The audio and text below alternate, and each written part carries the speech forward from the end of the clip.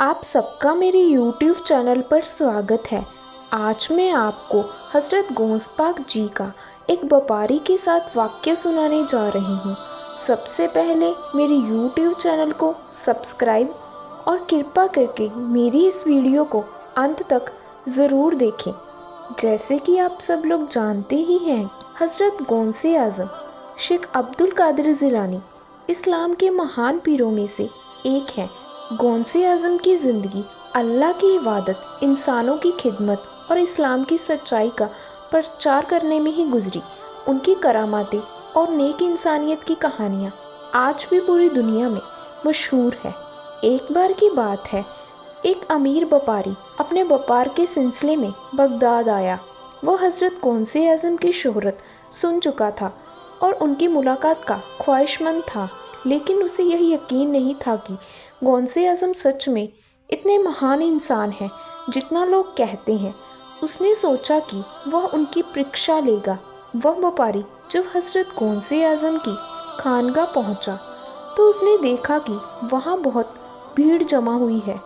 हर कोई उनकी बातों को गौर से सुन रहा था।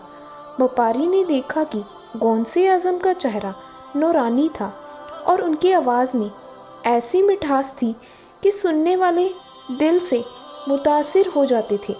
लेकिन व्यापारी अब भी शक में था। व्यापारी ने उनसे पूछा, क्या आप अल्लाह के वली हैं? अगर हाँ तो मुझे यह साबित करके दिखाएं। सरकार गौस पाक जी ने उसकी बात सुनी और मुस्कुराते हुए कहा, अल्लाह की रहमत से हर चीज़ मुमकिन है। तुम क्या देखना चाहते हो? व्यापारी ने कहा, अगर आप वाकई अल्लाह के नज़दीकी हैं तो मेरी गुमशुदा दौलत को ढूंढ कर दिखाएं।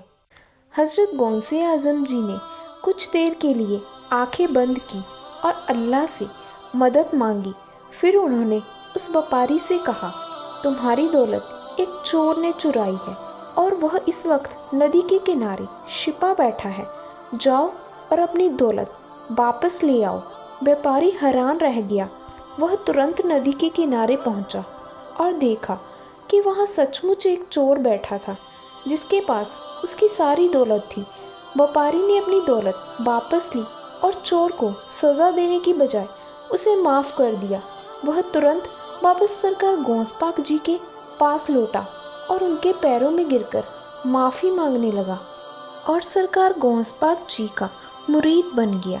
इस तरह से सरकार गौस पाक के करामातों का असली मकसद लोगों को अल्लाह के करीब लाना और उनकी ज़िंदगी को सुधारना था।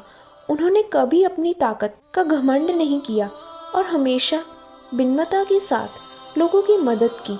एक बार एक गरीब और भूखा व्यक्ति उनके पास आया। सरकार गौस पाक जी ने उसे अपने घर का सारा खाना खिला दिया। जब वह व्यक्ति संतुष्ट होकर चला गया तो गौसे आज़म ने कहा, भूखे की मदद करना सबसे बड़ी इबादत है।